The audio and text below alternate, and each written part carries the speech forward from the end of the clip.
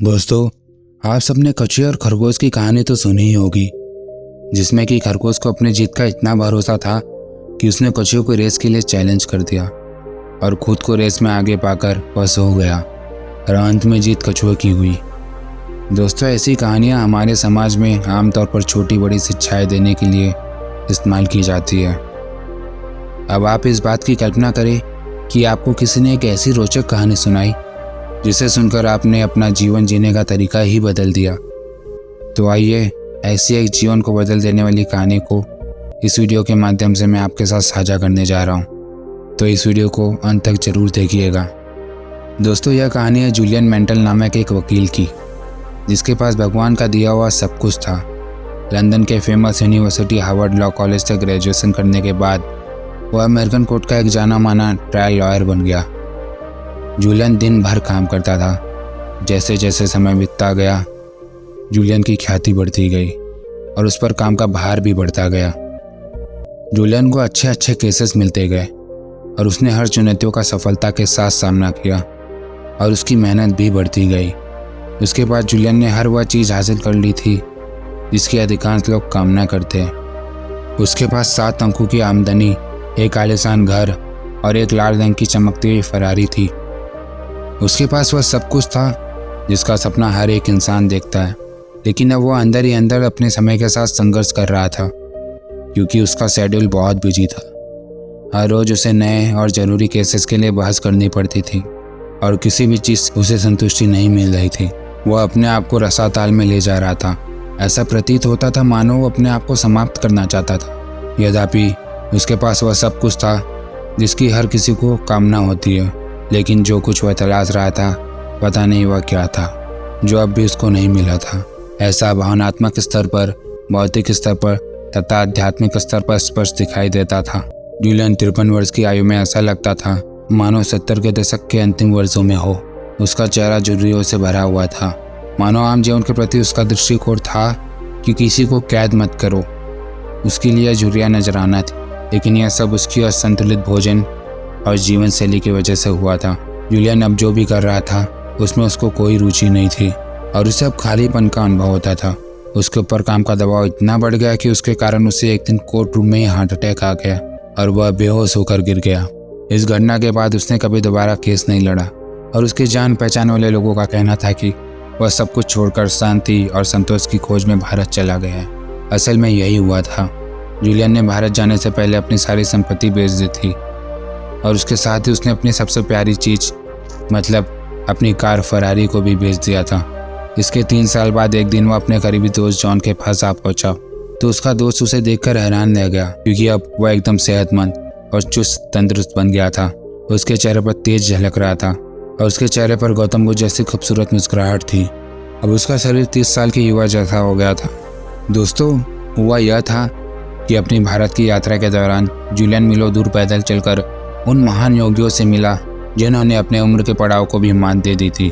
इसी दौरान उसने हिमालय में रहने वाले एक सिवाना के संतों के बारे में सुना और उसी कारण वो अपनी खोज जारी रखते हुए हिमालय पर्वत की श्रृंखलाओं पर जा पहुंचा, जहां उसकी मुलाकात योगी रमन जी से होती है, जिनके सानिध्य में रहकर उसने सच्ची जागरूकता को हासिल किया और अपने अंतरात्मा से मिलन किया। उसके बाद योगी रमन जी ने अपना ज्ञान उसके साथ बांटा और उन्होंने जिंदगी के सही मानों के बारे में चर्चा की, जिसे जूलियन मेंडले ने सीखा कैसे आप अपने जीवन में जीवंत और रचनात्मक संतुष्टि महसूस कर सकते हैं। योगी रमन जी ने जिंदगी के सच्चे रहस्य बताने से पहले जूलियन के सामने एक शर्त रखी थी कि उनसे मिले ज्ञान को प्राप्त करने के बाद वो जहाँ से आया है वहाँ पर वापस चला जाएगा और उनसे मिले ज्ञान को और लोगों में फैलाकर जन कल्याण का काम करेगा। और इसी वादे को पूरा करने के लिए जूलियन अपने सच्चे दोस्त जॉन के पास ज्ञान को बांटने के लिए चला आता है और उसे उस 7 विशेष गुण के बारे में बताता है जो जीवन को आलोकित कर सकते हैं। तो आइए जानते हैं वो 7 विशेष गुण जो किसी भी इंसान के जीवन को आलोकित कर सकते हैं। योगी रमन जी ने 7 गुणों को एक कहानी के माध्यम से बताया, जो कि इस प्रकार है। मानो तुम एक हरे भरे बहे हुए बगीचे में बैठे हुए हो। यह बगीचा ऐसा असाधारण फूलों से भरा हुआ है जिसे तुमने शायद ही कभी देखे हो। वातावरण में एकदम शांति है और इस बगीचे के बीच एक लाइट हाउस है। सब कुछ इतना शांत था, तभी वहाँ की शांति को भंग करने के लिए एक सुमो पहलवान लाइट हाउस के बीचों बीच से बाहर आ जाता है। 9 फीट लंबा और 900 पाउंड वजनी उस ओसुमो पहलवान ने अपने तन को ढकने के लिए सिर्फ एक गुलाबी वायर की केबल की मदद ली थी, जिसकी मदद से उसने अपने निजी अंगों को ढका हुआ था। गार्डन में घूमता हुआ वह एक सुनहरी घड़ी से टकरा गया। उसे देखकर वह हैरान रह गया और उसे उठा लिया। जैसे उस घड़ी को उसने अपने हाथ में पहना, वह बेहोश होकर जमीन पर गिर गया। जब वह जागा तब उसके अंदर एक नई ऊर्जा थी। शायद हम इसके लिए उस आसपास के खिले हुए पीले खुशबूदार गुलाबों का शुक्र कर सकते हैं, जिसने उससे नए उत्साह और ऊर्जा से भर दिया था। इसके बाद वह हड़बड़ाकर उठ खड़ा हुआ और अपने आसपास हैरत से देखने लगा। तब उसकी नज़र एक हीरो से जुड़े रास्ते पर पड़ी और वह उस रास्ते पर चल पड़ा। वह रास्ता उसे कभी न खत्म होने वाली खुशियों और संतोष के पास ले गया। दोस्तों, सुनने में तो यह कहानी आपको बहुत ही अजीब लग रही होगी, पर यह कहानी का तत्व सिवाना सिस्टम के सिद्धांतों और पहलुओं को उजागर करता है। आगे आने वाले अध्याय में हम इन सिद्धांतों और इस कहानी का आपस में संबंध देखेंगे। तो पहला सिद्धांत यह है कि अपने मन को वश में करो। दोस्तों, सच्चा संतोष प्राप्त करने के लिए आपको अपने मन को वश में करना बहुत ही जरूरी है। योगी रमण की कहानी में जो खूबसूरत बगीचा था, वह हमारे मन को दर्शाता है। कई लोग इस सुंदर गार्डन को गंदा कर देते हैं, अर्थात उसे डर और नेगेटिव विचारों से भर देते हैं। इसलिए योगी रमण जी का सबसे पहला सिद्धांत यह है कि अपने मन को कंट्रोल करना सीखो। आप इस गार्डन में भी मन के गेट पर अपने दृढ़ निश्चय को किसी गार्ड की तरह खड़ा कर दे, ताकि वह बस पॉजिटिव और अच्छे विचारों को ही अंदर जाने दे और हानिकारक विचारों को बाहर ही रखें। दोस्तों, हमारे विचार ही हमारे जीवन का आकार निर्धारित करते हैं। अगर आप अपने जीवन में खुशियाँ और शांति चाहते हैं तो आप अपने दिमाग को साफ और शांत विचारों से भर दीजिए, क्योंकि आप जैसा सोचेंगे आपके आसपास का माहौल भी वैसा ही हो जाएगा। तो अगर आपको अपने मन को वश में करने का तरीका सीखना है तो आपको योगी रमण द्वारा बताए हुए 2 तरीकों को अपनाना होगा, और उन 2 तरीकों में से पहला तरीका है हार्ट ऑफ रोज टेक्निक। दोस्तों, इस तकनीक को अपनाने के लिए आपको एक शांत वातावरण और एक गुलाब के फूल की आवश्यकता होगी। अब आपको करना यह है कि उस गुलाब के फूल के बीच ध्यान केंद्रित करने की कोशिश करनी है और उस फूल की सुंदरता के बारे में सोचना है, जैसे कि उस फूल का रंग और उसकी बनावट। दोस्तों, शुरू में आपको इस तकनीक को अपनाने में थोड़ी मुश्किलें होंगी और आपका ध्यान इधर उधर भटकेगा, लेकिन अगर आपने इसमें एक बार महारत हासिल कर ली तो आप अपने विचारों और सोच को आसानी से नियंत्रित कर सकेंगे। उसके बाद फिर आपके हाथ में होगा कि आप किस तरह के विचारों को अपने मन में स्थान देते हैं और किसे नहीं। और अपने मन को वश में करने का दूसरा तरीका यह है कि उल्टा सोचने की कला। दोस्तों, अपने मन पर काबू पाना और वहाँ से पॉजिटिव विचारों को ही प्रवेश करने देने में सफल होने के लिए आपको योगी रमण जी ने उल्टा सोचने की कला के बारे में बताया हुआ है, जिसके अनुसार जब भी आपके दिमाग में कोई नकारात्मक विचार आए तो आप उसको उसी के विपरीत कोई पॉजिटिव विचार से बदल दें। मैं आपको एक उदाहरण देकर समझाता हूँ। अगर आपके दिमाग में अपने रंग रूप को लेकर कोई नेगेटिव विचार आए तो उल्टा आप अपने आप की तारीफ करना शुरू कर दीजिए और अपने रंग के अच्छे पहलुओं के बारे में सोचें। तो दोस्तों, अब बढ़ते सिवाना सिस्टम के दूसरे सिद्धांतों की ओर। तो दूसरा सिद्धांत है अपने उद्देश्यों को पूरा करो। दोस्तों, एक संतोष भरा और खुशहाल जीवन जीने के लिए जरूरी है कि आपको अपने जीवन का उद्देश्य पता हो, क्योंकि यही आपको जीने का सही राह दिखाएगा।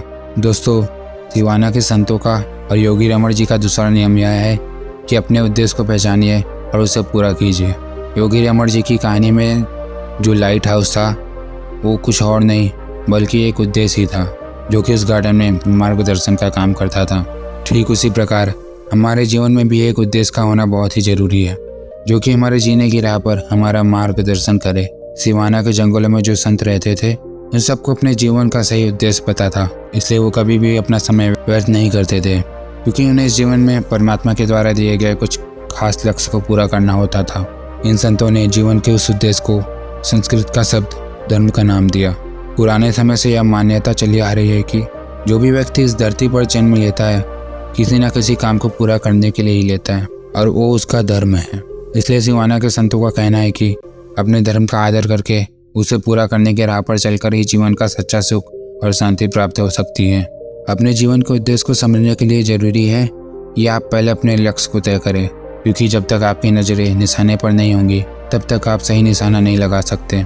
तो आइए देखते हैं कि सिवाना के संतों द्वारा जीवन के उद्देश्य को समझने के लिए जो 5 विधियाँ बताई हुई है उनको जानते हैं। उसमें से सबसे पहला कदम है कि आप अपने द्वारा निर्धारित उद्देश्यों के परिणामों का एक चित्र अपने दिमाग में बना लें।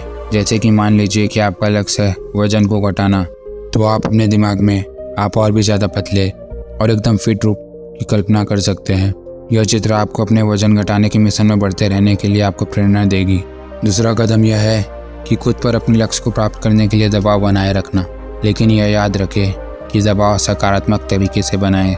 दबाव में अक्सर इंसान वह काम भी कर दिखाता है जो उसने कभी सोचा ना हो। इसलिए खुद पर दबाव बनाने के लिए आप अपने प्लान के बारे में सोचते रहें, दूसरों को भी इसके बारे में बताएं। उसके बाद तीसरा कदम यह है कि अपने लक्ष्य को प्राप्त करने का एक डेडलाइन तय करें और अपने दिमाग में उस डेडलाइन को बिठा कर रखें और अपने सारे काम को उसी के हिसाब से करें। अपने उद्देश्य को पूरा करने के लिए चौथा कदम यह है कि 21 दिन के मैजिक रूल को अपनाएं, जिसके अनुसार अगर कोई व्यक्ति किसी काम को लगातार 21 दिन तक करता है तो वह उसकी आदत बन जाती है। और उसके साथ पांचवा और आखिरी कदम यह है कि आप अपने लक्ष्य को प्राप्त करने के लिए किए जाने वाले इस प्रक्रिया का आनंद उठाते रहिए और इसे बोझ न समझें। तो दोस्तों, सिवाना सिस्टम का तीसरा सिद्धांत है काइजन टेक्निक का इस्तेमाल करें।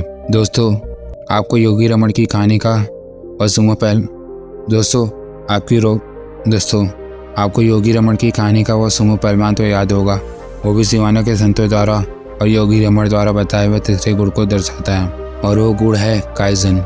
दोस्तों, काइजन एक जापानी शब्द है, इसका अर्थ है निरंतर होने वाला और कभी ना रुकने वाला सुधार। इस गुण में सिवाना के संतों और योगी रमन जी ने अपनी प्रतिभाओं को निखारने का रास्ता बताया हुआ है। इस गुण को सीखने के लिए उन्होंने 10 कदमों की एक प्रक्रिया के बारे में बताया है, जिसे उन्होंने 10 रिचुअल ऑफ लाइफ यानी खुशहाल जीवन के 10 रस्मों का नाम दिया हुआ है। उसमें से पहली रस्म है एकांत। दोस्तों, एकांत यानी कि आपकी पूरी दिनचर्या में कम से कम कुछ ऐसा वक्त होना चाहिए जब आप अकेले किसी शांत वातावरण में बैठकर अपने अंदर की संभावनाओं और प्रतिभाओं के बारे में सोचें। दोस्तों, दूसरी रस्म है शारीरिक विकास, जिसके अनुसार आपको अपने शरीर का ध्यान रखना है, क्योंकि एक स्वस्थ शरीर में एक स्वस्थ दिमाग और सोच का निवास होता है। इसलिए आपको हर रोज कम से कम 30 मिनट के लिए व्यायाम करना है, जिससे आपका शरीर तंदुरुस्त रहेगा और आप हमेशा स्वस्थ और अच्छा महसूस करेंगे। दोस्तों, तीसरा रस्म है अपना भरण पोषण करने की।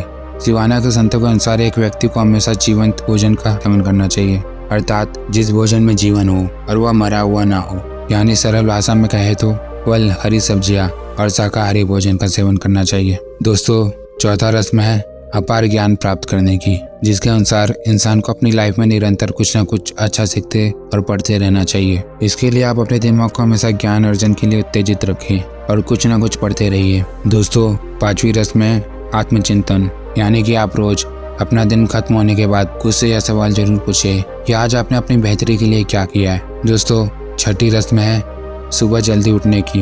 यह उन लोगों के लिए बड़ी कठिन होगी जो कि सोने का भरपूर आनंद उठाते हैं, क्योंकि इस रस्म के अनुसार आपको मात्र 6 घंटों की नींद लेनी है और रोज सूरज उगने के साथ उठना है। दोस्तों, सातवीं रस्म है संगीत सुनना। सिवाना के संतों के अनुसार कि आपको जितना हो सके उतना एक सुहावना और शांत संगीत को सुनना चाहिए, क्योंकि ये आपके मूड को अच्छा रखने में आपकी मदद करता है। दोस्तों, आठवीं रस्म है मंत्र का जप करना। इस रस्म में आपको मंत्र का जप करना है।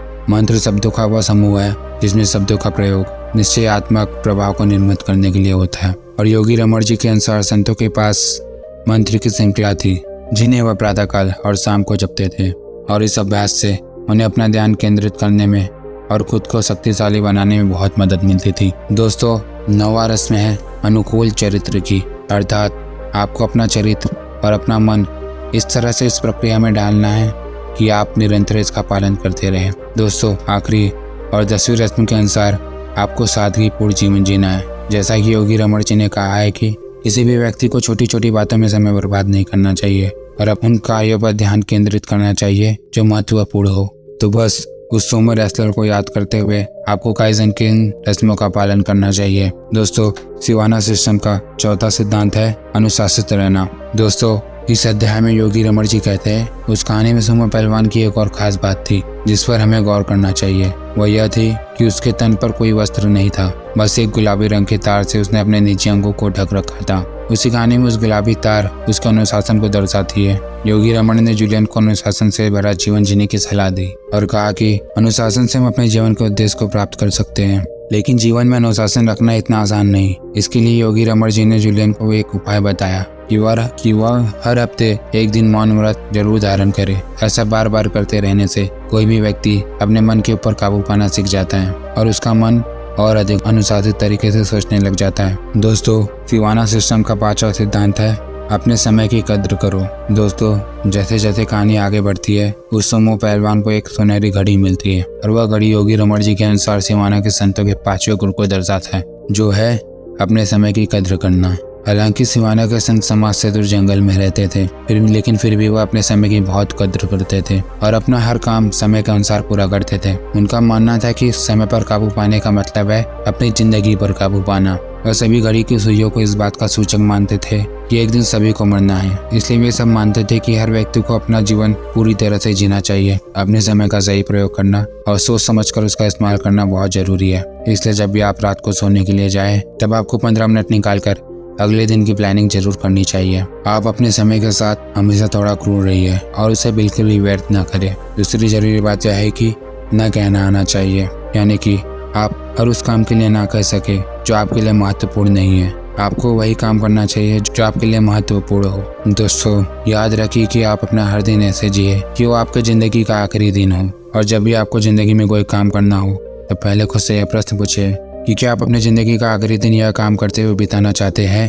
अगर आप ऐसा करते हैं तो आप में खुद ही ना कहने की हिम्मत आ जाएगी। दोस्तों, सिवाना सिस्टम का छठा सिद्धांत है निस्वार्थ भावना से दूसरों की मदद करें। दोस्तों, जिस प्रकार जूलियन अपने कोर्ट रूम में अपने काम के दबाव में आकर बेहोश हो गया था, उसी प्रकार योगी रमण जी की कहानी में सुमो रेसलर भी बेहोश हो गया। लेकिन जब वो उठा तो एक नई ऊर्जा से भरा हुआ था, जिसका कारण वह खिले हुए पीले गुलाबी फूल थे। तो आखिर पीले गुलाब दर्शाते क्या है, आइए जानते हैं। दोस्तों, चाइना में एक कहावत है कि गुलाब की खुशबू काफी दिनों तक उन हाथों में रहती है जो उसे किसी को भेंट करते हैं। इसका मतलब यह है कि पीले खुशबूदार गुलाब सिवाना सिस्टम के छठे गुण को दर्शाते हैं, जो कि निस्वार्थ भाव से सेवा करने का है। सिवाना के संतों का कहना है कि हमें दूसरों के प्रति दया और सौहार्द की भावना रखनी चाहिए, क्योंकि किसी की मदद करके हमारी जिंदगी में संतोष आ जाता है। रोज सुबह उठकर आप कुछ देर के लिए इस बात का चिंतन जरूर करें कि आप इस दुनिया को अच्छा क्या दे सकते हैं और किसी और की जिंदगी को बेहतर बनाने के लिए क्या कर सकते हैं। आपको ज्यादा कुछ करने की जरूरत नहीं है, क्योंकि कई बार छोटी छोटी चीजें भी बहुत बड़ा काम कर जाती है। जैसे कि कभी किसी की यूं ही तारीफ करके उसे खुश कर सकते हैं, या आप मुसीबत में फंसे अपने किसी दोस्त की मदद कर सकते हैं और अपने परिवार के साथ हमेशा प्यार से पेश आए और उन्हें यह यकीन दिलाए कि आप उनके लिए। बस इतना सब कुछ करके देखिए कि कैसे आपकी लाइफ खुशियों से भर जाती है। दोस्तों, सिवाना सिस्टम का 7वां और आखिरी सिद्धांत है वर्तमान को गले लगाओ। दोस्तों, उस कहानी में गुलाबों की खुशबू से जगने के बाद पहलवान को एक हीरो से चढ़ा रास्ता मिलता है, जो उसे कभी न खत्म होने वाला आनंद और सुख की ओर ले जाता है। यह रास्ता सिवाना के संतों द्वारा बताया हुआ 7वां गुण के बारे में दर्शाता है, और वह गुण है अपने वर्तमान में जीने का। सिवाना के संतों का यह मानना था कि जिंदगी का असली सुख अपने मंजिल पर पहुंचने में नहीं, बल्कि जिंदगी तो खुद ही एक सफर है, और इस सफर रूपी जीवन के रास्ते में बहुत से हीरे अर्थात छोटी छोटी खुशियां मिलती जाती हैं। इन हीरों का परख करने के लिए आपको रोज आभार व्यक्त करना सीखना होगा। अपने परिवार में माता पिता और उस परमेश्वर के सदा बारी रहे तो आपकी जिंदगी में खुशियां कभी भी कम नहीं होगी। इसलिए हर वक्त यह सोचकर जिए कि जो है अभी है। इसलिए हर पल को दिल से जिए और एक संतुष्ट इंसान बने। दोस्तों, उसके बाद यह सब ज्ञान लेकर जूलियन अपने देश वापस चला गया और अपने दोस्तों और रिश्तेदारों के साथ वह ज्ञान बांटता रहा। आज भी वह लोगों के बीच ज्ञान की रोशनी फैलाकर योगी रमण जी से किए हुए वादे को पूरा कर रहा है। दोस्तों, हम में से हर किसी के लिए एक सुख और संतोष से भरा जीवन व्यतीत करना संभव है। बस उसके लिए जरूरत है सिवाना के संतों द्वारा बताए हुए उन 7 सिद्धांतों का पालन करना। इन सिद्धांतों को अपने जीवन में उतारकर हम नकारात्मक सोच से बाहर आ सकते हैं और अपना सारा ध्यान उन कामों पर लगा सकते हैं जिसके लिए हमारा जन्म हुआ है। दोस्तों, तो यह कहानी आपको कैसी लगी हमें कमेंट बॉक्स में जरूर बताएं, और अगर आपको यह कहानी पसंद आई तो इसे लाइक कीजिए और अपने परिवार और दोस्तों के साथ शेयर कीजिए।